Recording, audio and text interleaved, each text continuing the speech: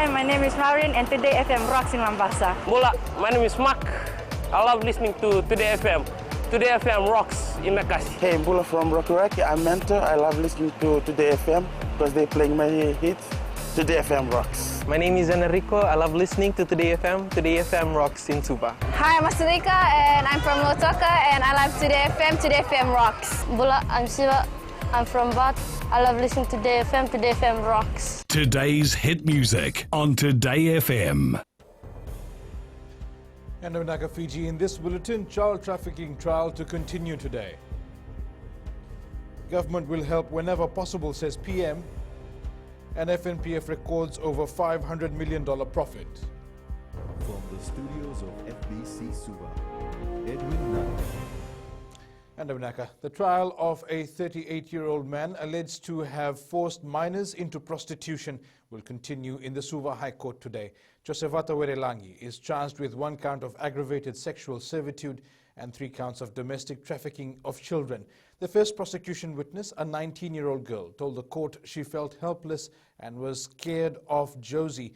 Referring to the accused person as Josie, the witness told the court that she was lured by the person from Nosori and sold to a man on Rewa Street. She informed the court that Josie met her in Nosori and asked her for her company to go and have dinner at 11 p.m. in Samambula.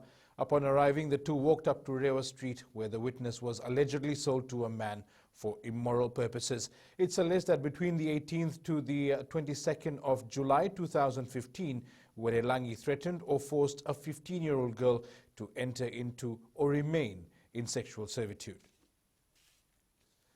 Over 1,000 women, girls, men and boys participated in a march yesterday to mark the beginning of the 16 days of activism against violence against women and children in Fiji. Organized by a women's rights group, the march aims to demand accountability and an end of all forms of violence against women and girls. Archbishop Peter Lloyd Chong was also part of the event and believes both the victims and perpetrators need to change their mindset. If it happens so often, our people become desensitized to it. And this is a reminder in solidarity that this is wrong behavior, it shouldn't be tolerated. Healing process, rehabilitation, counseling, then you're not also helping. So both the victim and the perpetrator should be helped. The Health Ministry can't control the timing of the arrival of the additional stock of 200,000 measles vaccines. Health Minister Dr. Ifiremi Wangainambete says the vaccine is coming from Europe, therefore there are some factors which need to be considered, such as the distance, and the vaccines have to be kept at a certain temperature. The minister says Fijians who initially contracted the disease are recovering well, and those Fijians need to be aware of the symptoms of measles. We are quite fortunate in that regard. Moving forward, we aim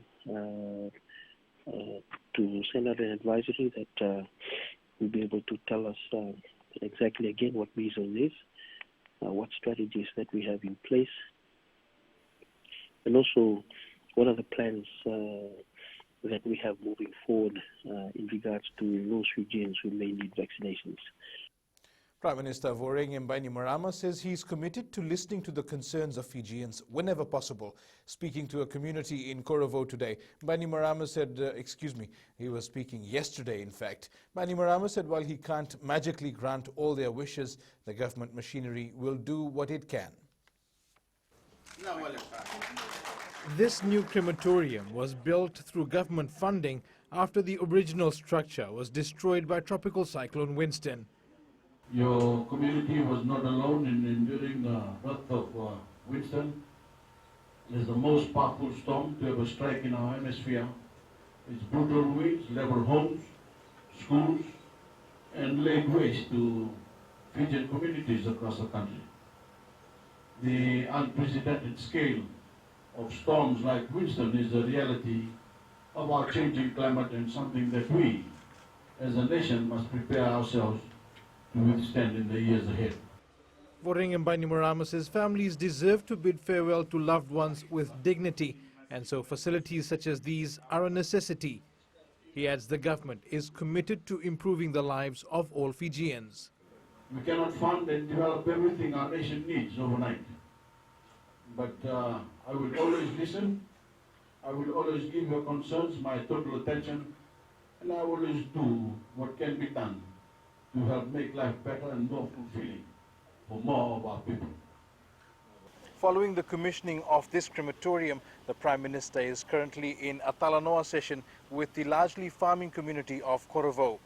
He has assured that the government will try and help whenever and wherever possible. The Fiji National Provident Fund registered a net profit of $568 million this financial year.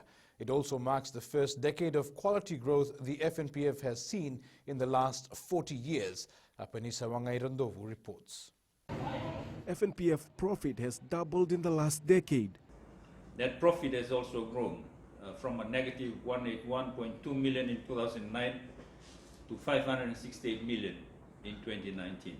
2009 was the year that we took the impairment of our investments in Natandola and Momi.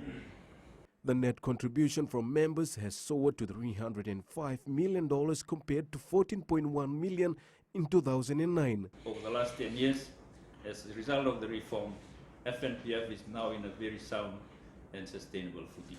Koroi also highlighted the members' fund is now at $6.1 billion, and he rubbished claims that retirees will not be able to receive their retirement funds. There are rumors going around that members who turn 55 can't withdraw their money. That's far from the truth, as you will see from how much we pay. So we encourage members to come and listen to us, have their questions clarified with us, rather than just taking rumors from the rumor mills. Meanwhile, the total membership has increased by 23% to 441,663. Apenisa Wangrandobu, FBC News. More than 30,000 students facing financial constraints have so far benefited from the National Toppers and the Tertiary Education Loan Scheme. With applications closing soon, students are being urged to make the most of the opportunities available. Tertiary Scholarship and Loans Board Chief Executive Bobby Maharaj says enough money is available to cater for students wanting to pursue further studies. We have a budget allocation of 181 million, and that is sufficient to cater for the needs of all Fijians who are aspiring to continue studying in 2020 or to come on board for 2020. So funding is sufficient. The number of scholarships is still the same as last financial year. So nothing has changed in terms of the ability of the students to be able to benefiting from these new initiatives that were announced in 2014. University of the South Pacific Vice-Chancellor Professor Paul Ahluwalia has set the record straight on his decision to order an investigation into claims against former USP administration. While presenting USP's 2018 annual report to the Parliamentary Standing Committee on Social Affairs, Ahluwalia stressed his motive for writing the report was purely the fact that he was the new Vice-Chancellor and was receiving information from whistleblowers within the university. Ahluwalia adds he is confident the report on the allegations of mismanagement and abuse by former USP administration will ensure the same mistake is not repeated. The Vice-Chancellor says following BDO's investigation, they have set up a commission and a 3-person committee to oversee the recommendations of the report. But what I will say in this room, because it's under parliamentary privilege, is that it's been a year of hell. I have suffered enormously, and so has my family, for doing the right thing. The extensive damage to Lambasa Subrail Park has prompted the local government ministry to look for alternatives in creating a new park for the Babasinga town. This has been confirmed by Minister Pramila Kumar as repairs require a lot of money. Kumar says her ministry will undertake the project if approved by the government. Requires redeveloping the whole area. We cannot just undertake repairs to that park because the damage is so extensive that it requires a lot more money to go in to fix that place. And if you're going to spend so much money fixing the current park, it's better for us to invest it into a new park. So we will be making a request in the next budget for the for the government to consider and see if they can give us some money for the preparatory phase. There is a need to increase the capacity of correctional facilities given the increasing population. Fiji Correction Services Deputy Commissioner Apimeleki Tokei says this comes as they initiate renovations to ensure their facilities are on par with international standards. The Deputy Commissioner says currently there are 2,300 inmates serving sentences in 15 correctional facilities across Fiji. The facilities that we currently have were prepared for the capacity that we've been having in the past years.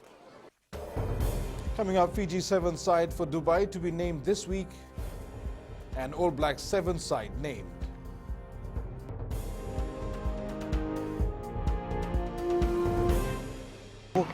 Ako Tabua, ako do talitay na barong na Bula FM, nambando na sir. Bula, ang gono ilutoka do talita ka ng Bula FM berarti nambando na sir. Ni Bula binaka, nandragin ko sa Bula FM nga. Nakasi. Nadang ko sa mundo achieve ng Bula FM nambando na sir nusur. Ni Bula binaka, nadang ko Jerry yang melambasa. Do barong nga ng Bula FM nambando. Bula FM nambando na sir.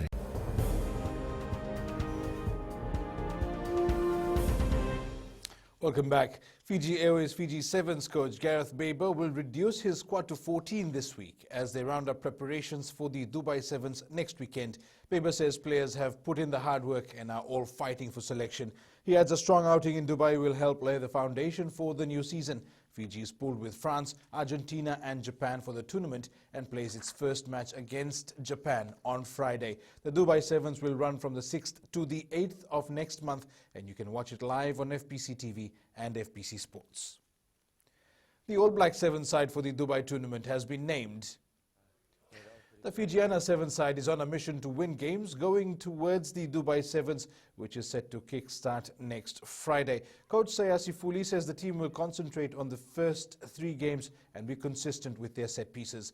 The Fijiana will face Australia in its first match of the Dubai Sevens on Friday. Our focus now for Dubai is to concentrate on the 3 games, Australia, Spain and Ireland, and we just need to be consistent of what we are doing at training and believe in ourselves and try and work smart in those games and start winning games. Right. And it is not our aim to win the Dubai Sevens. It is our aim our goal is to work hard and start winning games, and that will help motivate the girls and for them to believe in themselves that they can start winning games and progress further. England were crushed by New Zealand as the tourists lost the first test by an innings and 65 runs at the Bay Oval. Resuming on 55 for 3, England needed to bat through the day to save the test, but were bowled out for 197 with 21.4 overs remaining in Mount Maunganui.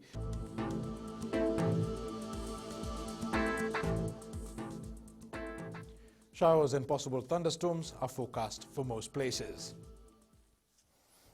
And that's your FBC Morning News. Remember to join us at 1 p.m. and 7 p.m. for our major bulletin. For these stories and others, you can also tune in daily to our sister radio station, Gold FM. That's it from me for now. Have a good morning.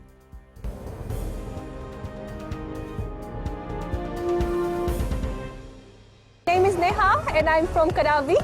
And Mirchi FM, it's hot. हम आचल है नसोरी से मिर्ची FM बहुत जुलूम. Hi, हम शारा प्रकाश बात करते हैं तावा में मिर्ची FM सब concern and Mirchi FM it's hot. Hi, my name is Prashant. I live in Suva. I love Mirchi FM because Mirchi FM it's hot. Hi, I'm Shane. I love listening Mirchi FM because it's awesome and it's hot. Hi, I'm Rachel. And I'm Shavi. We love listening to Mirchi FM in Lambasa. Mirchi FM, it's hot.